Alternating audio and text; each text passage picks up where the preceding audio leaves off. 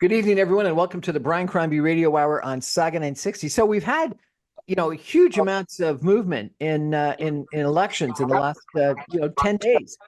We had two people on last week talking about the British election, the UK election, and so today I thought we'd have Pierre-Jean, a friend of mine who runs a investment banking company in Paris, France, to come and talk a little bit about both the European elections that led to European Parliament elections that led to the snap election call in France, and then the French elections that everyone thought were going to go to the right, and then ended up sort of going to the left. And so, Pierre-Jean, welcome to the show. Thank you so much for hosting me. It's a real pleasure. It's a pleasure for me to chat with you. So tell me, what happened? Well, what happened is the following. Macron, president that we had 7 years ago, so he did a full term, 5 years, and now he's halfway on the second. And the economy is such a mess. I don't know if you've seen the ratings by S&P. They decreased the rate of long-term debt, long-term bonds for France by one notch again. Just to give you a sense, our deficit is close to 6%. Which is unheard of. We only had this type of rate. 6% of GDP? 6% of GDP, 5.9 to be correct. But it's huge, and in no way we'll be able to repay this debt. Hence why as the rating agencies decrease our rating. But that has huge implication to my kids, because retirement in France is not paid by the investment that you make along the way when you are on a 401k or equivalent in the US. It is basically our retirement plan are paid by the people working at the time when the other benefit from the retirement plan. In other words, if the economy goes down, retirement plan will be decreased by 50, by 60%. And this is not acceptable to a large scale of people in France. So there's no pre-funding of pensions? No, as you probably know, I tried to be elected about 5 years ago in Paris. I was on the 8th district, which is the most expensive area in Paris. I was number 5 on the list, and I lost it by 1 or 2 people ahead of me. But I touched politics at the time, and there was no proposal, nothing that, well, at least an investment banker could look into. But anybody that's got money cannot decide among the 3 routes, the 3 different campaigns that happened during this time. What happened to the election that we had last week is the following. The first tour, the first vote, as you're completely right, it was obvious that the far right will make it and have a majority at the House of Parliament. What happened between the 2 turns of the election is that both the leftists and the Macronists, which Macronist for you will be like the center, if you wish. So the center and the left reorganized all the different elections between the 2 tours. So basically, when there was 3 people trying to get elected, well, one of them, if it's got a lower rating than the other, would have given up his people voting for him to the other. So that's why it turned out to be, well, I hope, in my view, it's better than what it should have been, because I'm against far right, of course. So basically, left and center team up together in order to avoid the right end to have a controlling majority at the House of Parliament, which is what happened. So now you have 3, I'll make it simple, but it's very complicated what's going in France. So you have 3 different possibilities that will be elected at the French Parliament. You have first the far right, which was supposed to have the majority, and they don't have the majority now. Then you have the center, what we call the Macronists, the people backing the existing president, that had about the same number of representatives, and same for the far left. So far left and center teamed up against far right, and it worked out. But now we have a situation that has never, ever happened in France, because we have an existing president, Macron, and he will have to select, he will have to elect a prime minister, and the prime minister will not be followed by the House of Parliament. So it's very complicated. I have a suggestion to that. It's huge, but I had that with some friends. Why don't we back up the far left to get that to be the force, the prevailing force at the House of Parliament, and as everybody will be shocked after that, we will have new election, because you can't run a country like France with left guys saying that the minimum wage will be increased from 1,100 to 1,600 net euros per month. If you do that, I mean, as a manager of 50 people, I'm going to go elsewhere than France. It's not possible. That's one of the few things that you could expect. So it will not happen. And in order not to happen, I'm just suggesting, let's make it happen and everybody wake up and call for a new election. I know it's weird. So this is interesting. You have a runoff system in France where you have one election, and then what happens is that anyone that's over a certain percentage in that first ballot ends up running off again 2 weeks later. Is that correct? That is correct. The second ballot can only accept people that get more than 12.5% at the first ballot. As a result, you have 2, 3, or 4 people. Most of the time you have 3 people. And what happened over the last 2 weeks is huge negotiation so that the far left teamed up with Macron, the center, and make it a stronger force than the one of the far right, which far right is not manageable. The far right in France come from a gentleman called Le Pen. I don't know if you heard about him. He is the father of the Marine Le Pen, who is teaming up the far left. And his story of this guy, far right, sorry, yes. And this guy, Le Pen, came from the OAS. And the OAS is the secret military organization during the war that we had with Algeria. So these guys were torturing people, etc. It's just the image that we send to the world is really, really bad. With the far right. And please correct me if I'm wrong. So like a month ago or so was the European Parliament elections, and the far right did the best in those elections, correct? That is correct. You know what? Every 5 years, there's election about Europe, and every 5 years, the number of people elected on the back of the far left is increasing. They don't have far left or far right. The far right, sorry, the far right is increasing. What happened in the election is that at the same time, and stronger than we expected, the far left is also increasing. So we have these two huge, very difficult policy. Nobody can run a business with this type of parties. It's impossible. The far right increased again, but it's not a majority. The far right also. None of them hold a majority, but they're increasing every 5 years. They're increasing the numbers of people elected. So let me ask you a question about this runoff vote, because I want to understand it from a Canadian context for a second, if I could. We have first past the post, a one election time, and often what ends up happening is either the New Democratic Party, which is the left or far left party in Canada, and the Liberal Party, which is the center left party, split the vote.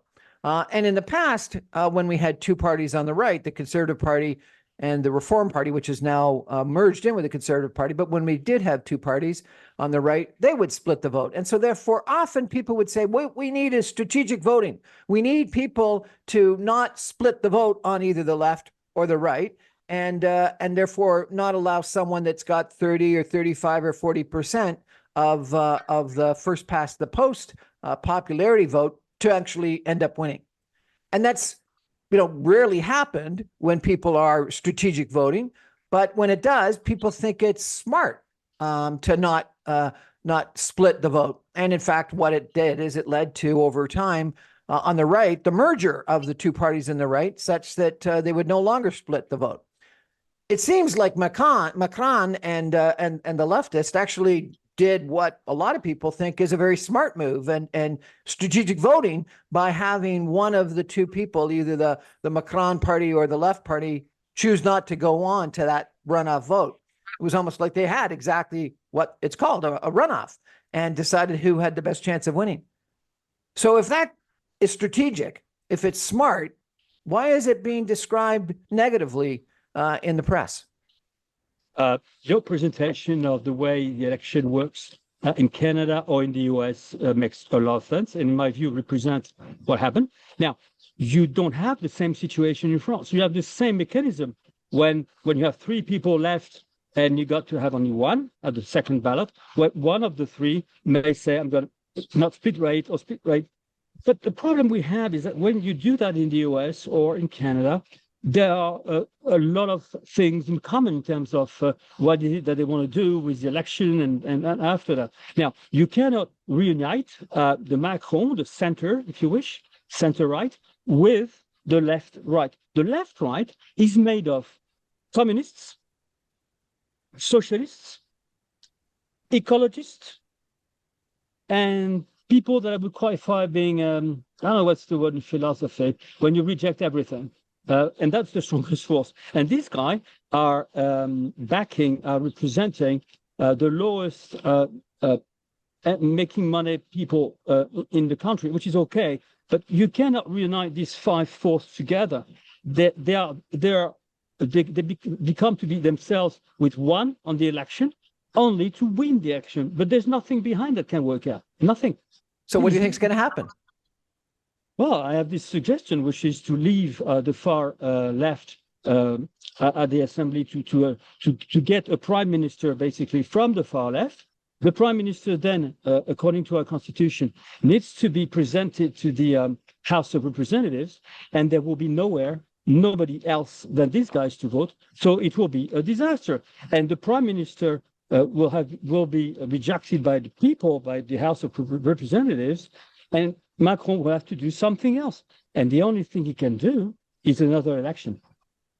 Is that what Macron, do you think, will do? Or will he appoint someone from the Macron party, like the current prime minister? Well, he has already responded to this. He has said to his the existing prime minister, Mr. Attal, he has said to him, please stay. He has refused the dismissal of this guy. So we have a prime minister that is not backed by the parliament and for which the president has not accepted that he doesn't work any longer as a prime minister. This is really a casino. Huh? It's a casino in Italian. Well, so there's lots of governments that have minority parliaments. So in Canada, as an example right now, the Liberal Party that is the governing party and Justin Trudeau, who is the prime minister, did not win a majority of the seats in parliament. They then negotiated an agreement with the left such that they don't have a combined government. They don't have a coalition government, but the left has agreed to support the center as long as the center, the Liberal Party, enact a couple of laws. And specifically, it was in regards to childcare and pharmacare and national programs for pharmaceuticals and for childcare. And it seems to be working. It's gone on for, 3 years now. We had this situation, my friend, since the last election 2 years ago. The party of Macron was not big enough at the House of Parliament to be elected, so they decided on a common policy, if you wish, for the next 5 years with the red guy, the pure right, conservative. In your words, it's Conservative Party, but that was okay because the projects are not so far apart. But now the project can't work. You probably know that we have 35 hours a week in France. Yes. This is something, as a manager of different companies, I have to face every day. But now we're probably going to go to 30 hours. So we'll have to move to Pakistan in order to get people that we can pay. That's one of the hundreds of things. In terms of ecology, they want to penalize to stop our program with nuclear facility. You probably know that we have the first country in the world in terms of percentage of electricity produced by nuclear plants. We are about 75%. This is huge. So we don't pay electricity basically because the investment has been made over the last 40 years. But if you want to stop that now, you will do the same mistake as the one. No, thank you. We're going to take a break for some messages. PJ is getting a order from his waiter seaside in Spain, and we'll be back in just 2 minutes. Stay with us, everybody.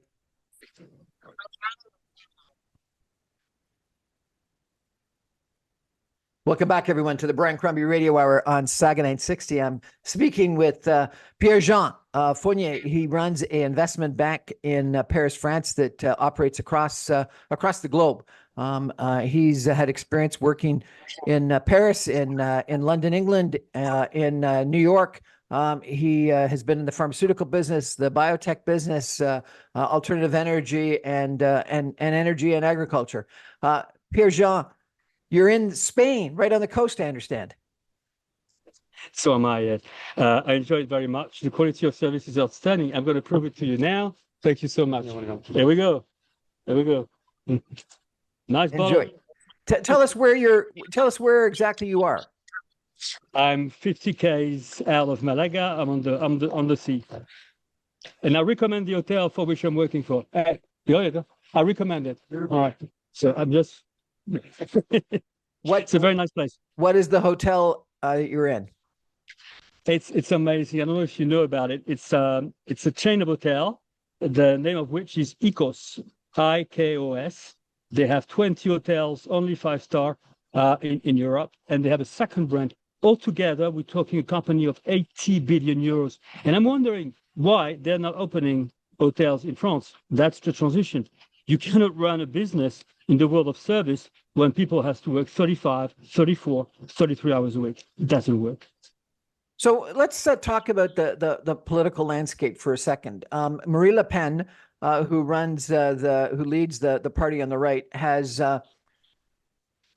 garnered some fear in Europe, in France, and in international press. And then I've talked to a few people that say, no, the right in France isn't as right as you think it is. It's maybe anti-immigrant, but it's not as right as, the right in the UK. Tell me a little bit about Marine Le Pen and her policies, if you could.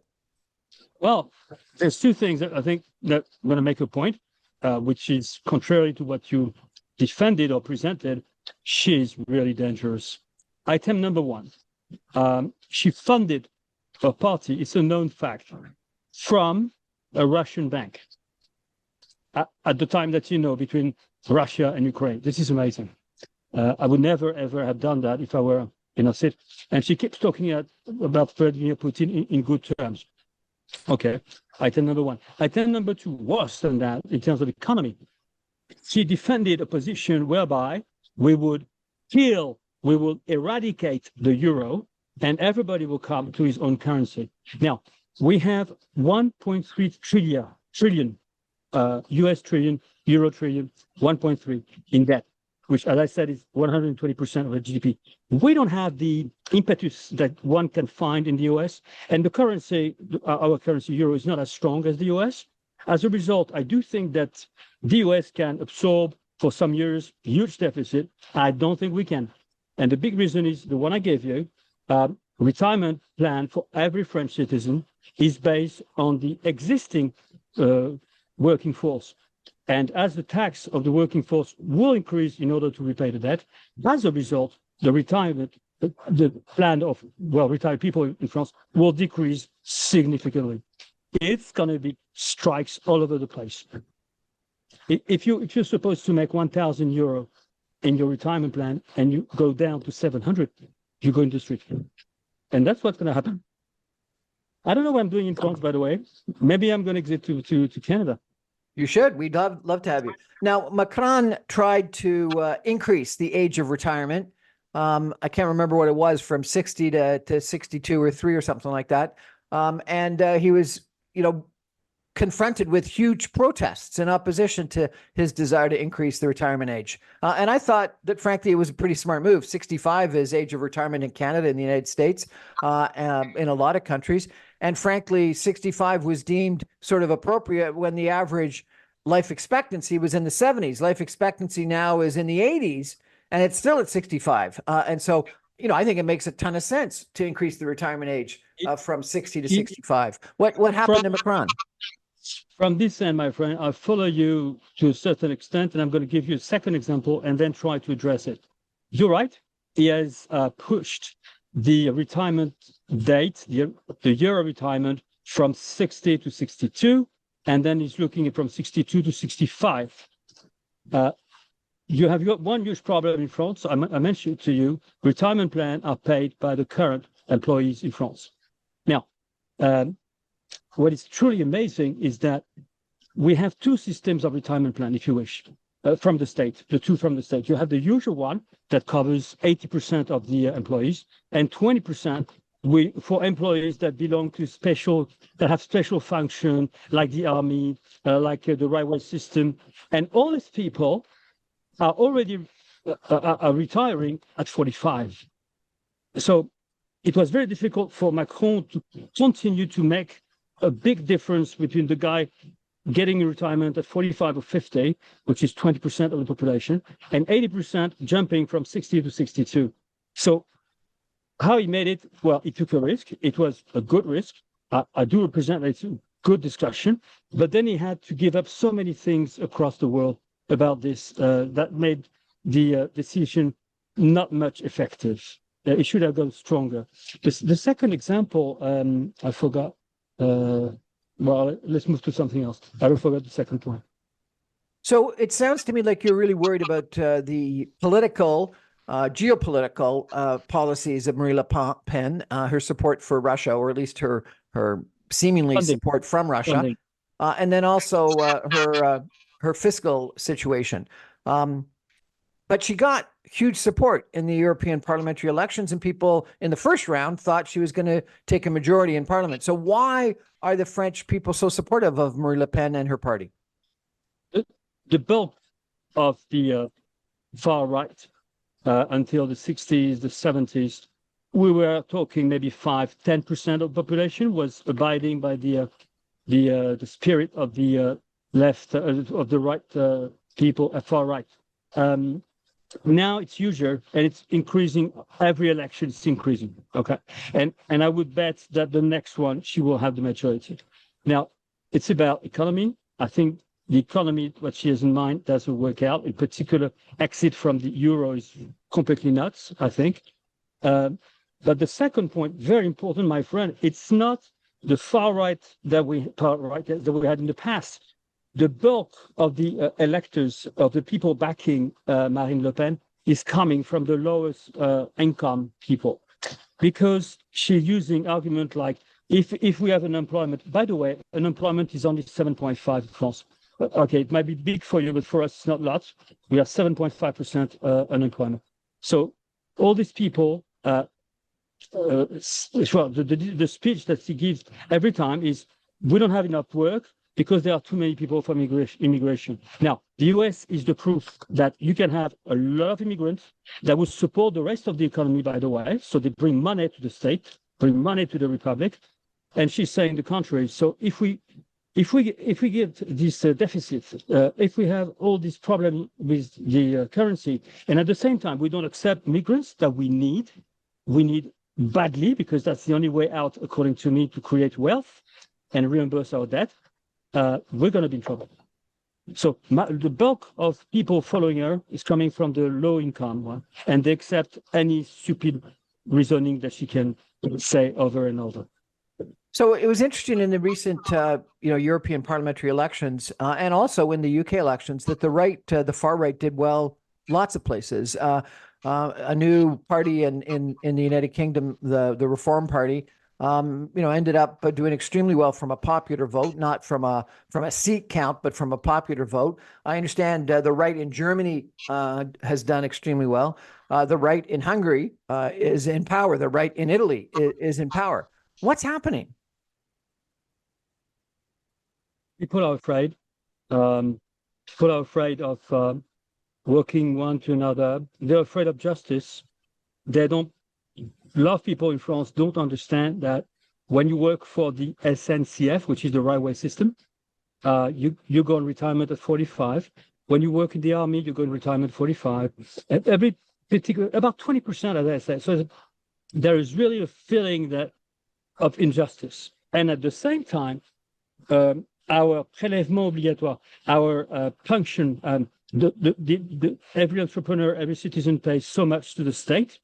we are now at 62%. So whenever I make 100, I got 62 to the state.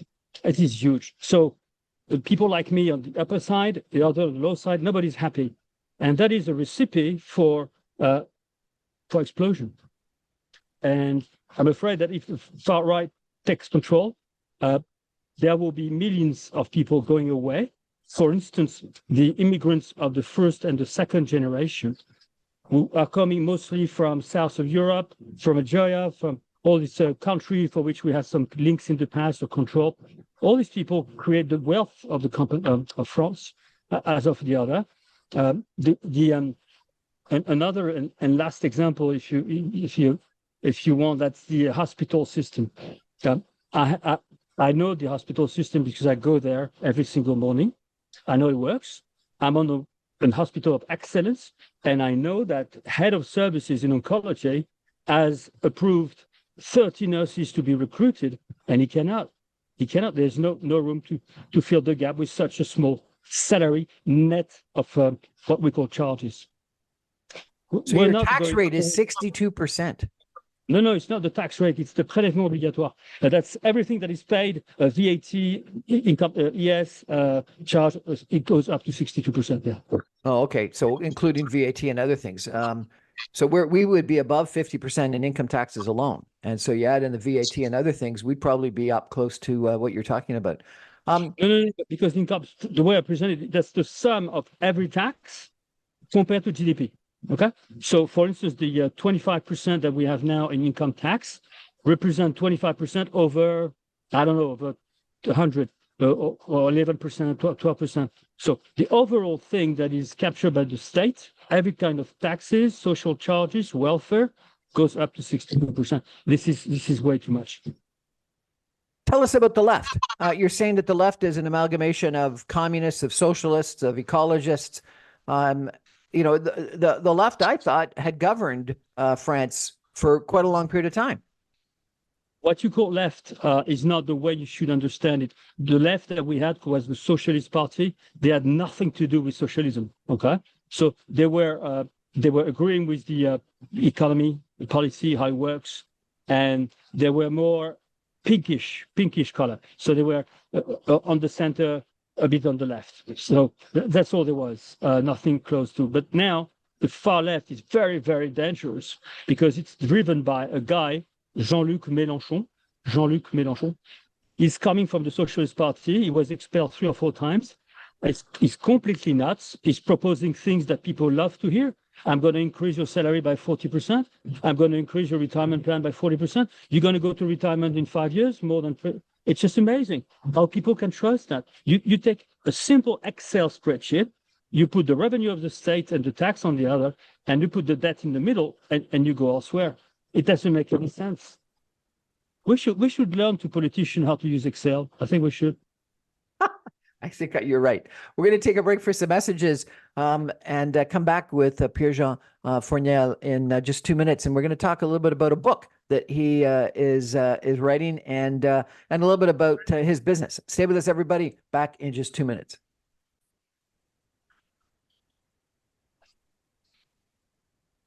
Welcome back, everyone, to the Brian Crombie Radio Hour on Saga 960. We're chatting with Pierre-Jean Fournel. He runs an investment bank in Paris, France. He's coming to us from the ocean side in Spain right now, where he is on holidays. Pierre-Jean, you were telling me that you're writing a book? That is correct. It's ready to go. Have you received the cover? I sent it to you by email. I did. I got it.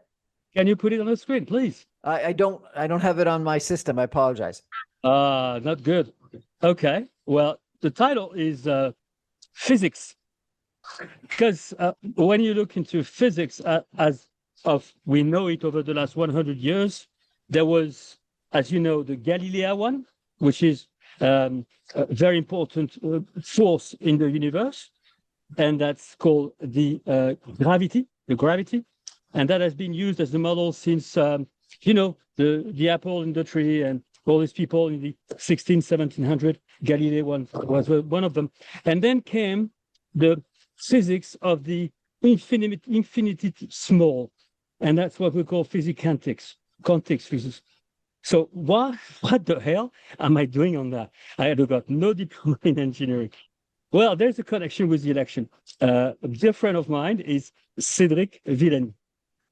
Cédric Villani, I hope you know him. The picture was sent to Brian, but obviously he doesn't know how to use his equipment. So Cédric Villani is the first mathematician on Earth. He received his last Fields Medal. He was 28 years old, and he was also on the election with me 5 years ago. So I know him very well, and I said to him, we all know that over the last 100 years, physicians have tried to, well, specialists in physics, have tried to unite the world of physics and have the same physics for the big thing as for the small thing. But that has been challenged by Max Planck just after Second World War. Do you know the story of the box? No. For quantum physics? Well, it's huge. So imagine, I'm going to do it for you because you don't have the image. Imagine you have a box here, and you make a small hole into, and you send one photon. So you send one photon in the box. Well, the Galilean physics will tell you the photon will be right at the back of the cartoon box. Now, where is the photon when you send it into a box? So the box is here. You send the photon this way. It should be here, correct? Yep. Never. You will find that it will be somewhere on the right, on the left, everywhere. That's the beginning of quantum physics. It became worse when we find out that when you send one photon in the box, you don't have one. You have 0, you have 3, you have 4. That's quantum physics. That's why we cannot reunite the physics of the big. The big being an apple is a big thing, okay? A galaxy is the big thing. And for the small, we don't have. So I have the intuition, based on several philosophers, I would love to talk about this, that the two physics can be reunited, not looking in the galaxy like we do now, because physics now is central to all the Hubble, all the big things that help us understand the universe. In fact, my intuition that we should look at the very, very, very small, which is below the Planck number, which is 10 minus 38 meters. 10 minus 38. Yeah, it's the Planck number. It basically stated in 55 that nothing can be smaller than that. But Democritus in the year 400 before Christ had the intuition that there will be an atom at a time where there was no possibility to find out if there was an atom. So I love it. The book is very funny, a lot of pictures, and the idea is to demonstrate to the world that when you don't know anything, well, maybe you can have a point. I don't know. So why is a investment banker writing a book on physics? To attract clients, because I don't have any other ways. No, no, I find that I find really that the approach of all the physicians, all the big guys in physics and math, has always been to look at the galaxy, to the bigger things. And it's true that we found a black hole, we found the God, we found the white hole. We're not sure about the white hole, but the chord in between makes sense. But the simple fact to envisage that there is an infinite mass in the universe that attracts everything, including the light, and at the same time, that time is not, it's a variable, okay? That depends on the curve of the universe. And that's the famous E equals M squared C, MC equal to. I find it very passionate. I find it passionate, very passionate. I find it amazing. I'm just a new Democrat, not knowing anything, but bringing a new element to the market. Cédric is intrigued. He told me he's intrigued. When you are intrigued in physics, there is some element of veracity. I look forward to it. When you're going to send me the book? When are you going to send it to me? It's ready on Thursday. Thursday will be good. I look forward to it. It's in English. It's in English. It's in English. I'll read it, and then we can chat about it further. Tell me, if you could, a little bit about your business and what's the M&A business like and the fundraising business like today. Fundraising for the first round, be it debt, be it equity, be it biotech or something else, remains difficult. But second, third round, what we call Series A, Series B, Series C, is relatively easy. We are amazingly successful. We are only 4 in the bank, and we have 30 deals on the market as we speak, some of which exceeding 1 trillion, in my view. But, yeah, it's incredibly successful. We have a lot of fun. Clients all over the place, mostly in North America.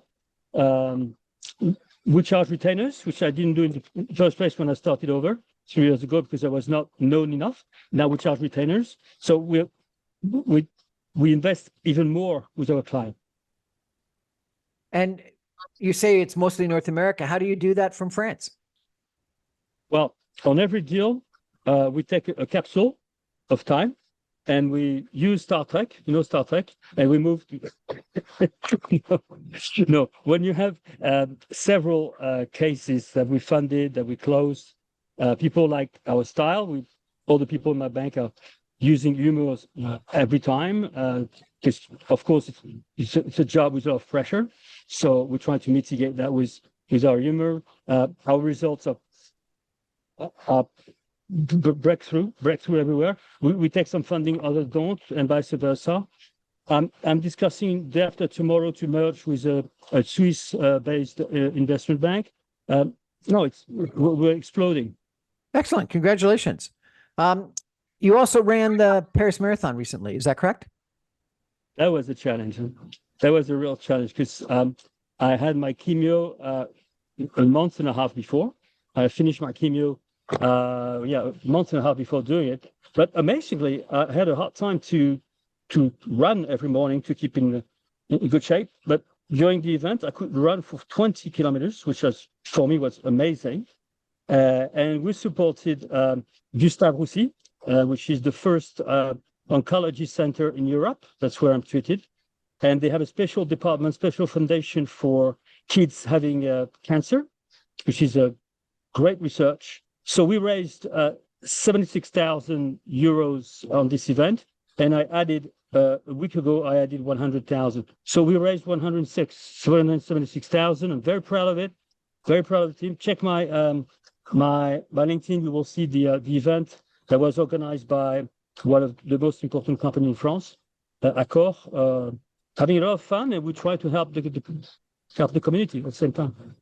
That's great. Congratulations.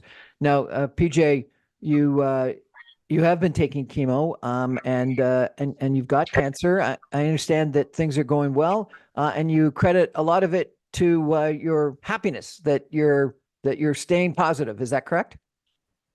Yes, it's correct. But you will understand me. So please, if that's not clear, reformulate my view. But you will understand. Phase 4 on a lot of products that you can use for your cancer therapy, including radiotherapy, follow-up, and so on, demonstrate that, of course, you need to be careful about alcohol, about cigarettes.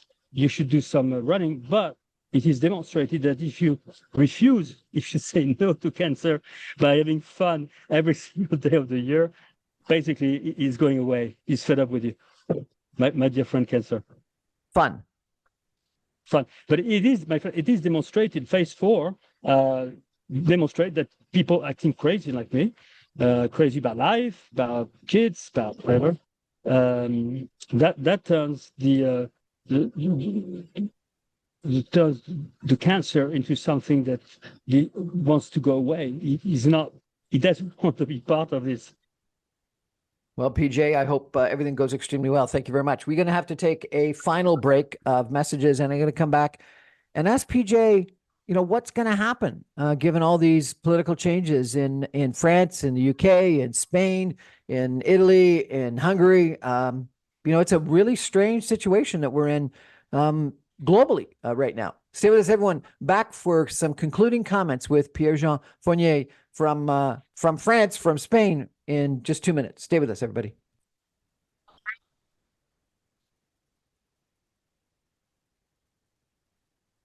Welcome back, everyone, to the Brian Crombie Radio Hour on Saga 960. I've been having a really interesting conversation tonight with Pierre-Jean Fournel. He runs an investment bank in Paris, France. He's actually right now on the seacoast in Spain, enjoying a holiday in the sun. And we've been talking about the French election. We've been talking about the European election. We've touched on this move to the right in numerous different countries in Europe. and we've talked a little bit about his business, about physics, and about happiness and fun, and how important it is for conquering sickness and cancer, etc. So it's been a really excellent conversation. Pierre-Jean, I want to ask you. You're one that has done business worldwide, and you're also very interested in foreign affairs and geopolitics. Given what's going on with the movement to the right in the United States, populism there with Donald Trump, the Conservative Party in Canada right now is leading the polls. Hungary, Orbán is in power. The right is in power in Italy. Certainly, as you pointed out, the European elections, the swing to the right in Germany, in France, etc., occurred, and the UK, even though it was a landslide victory on the first past the post to Labour, the right actually had a majority of popular vote if you added the Conservatives and the Reform together. What's going on worldwide, and what do you think is going to happen? I'd like to respond with a small joke. May I? Go ahead. Brian, there's only two things sure in life. Number one, you're going to die. The second one, you're going to pay tax. My point is the following. We do have, in all the countries that you mentioned, particularly in France, we have a strong state. We have a strong state where people collect funds, people pay their taxes, and so respect not only the democracy, which is another story, but the republic. My read is that we're going to have another event like this one, where in Europe, in France, these people from the far right will decisively make new progress and maybe have some responsibility on some of the countries. I think people will come back to the basics about life, about supporting people, about forming part of a democracy, which is in essence to help for the better good. I think all that will come back because it's in the vein, in the spirit, in the lungs, like my cancer. And there's not something you can get rid of. So yes, it's going to be difficult, but I tell you what, the sooner the better. Because once people understand that you can't run a country with getting rid of the euro, paying less tax, borrow more, it doesn't work. So I'm very optimistic. We just need to suffer a little bit more. You're optimistic, but we just need to suffer a little more. So you're saying let the right take over, do a bad job. People will learn from that, and then we'll come back to the center with good economic policies. Is that correct? That is my correct position. Although if we can avoid the first part of the demonstration, that's even better. But I don't know how.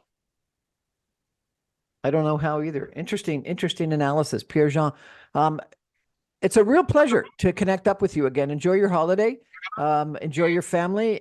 Keep fun as part of what you're all about, because that's key. I remember lots of fun dinners with you when I traveled to France and you traveled to Canada. And so I look forward to sharing a meal again with you sometime. That'll be my pleasure to host you, my friend. That's our show for tonight, everybody. Thank you for joining us. I remind you I'm on every Monday through Friday at 6 o'clock on 960 AM. You can stream me online, even from the coast of Spain, at www.saga960am.ca. I think that, it's interesting that Pierre-Jean's gone through some really tough times from a health standpoint, and he's kept so positive, and he thinks that fun is such an important part of his healthcare,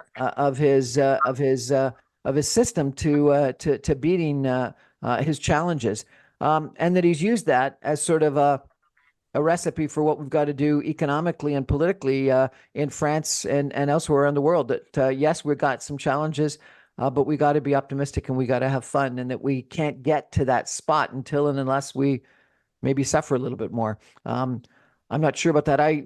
Pierre-Jean was recently in the United States, where there is huge amount of opposition to immigration, and obviously particularly illegal immigration.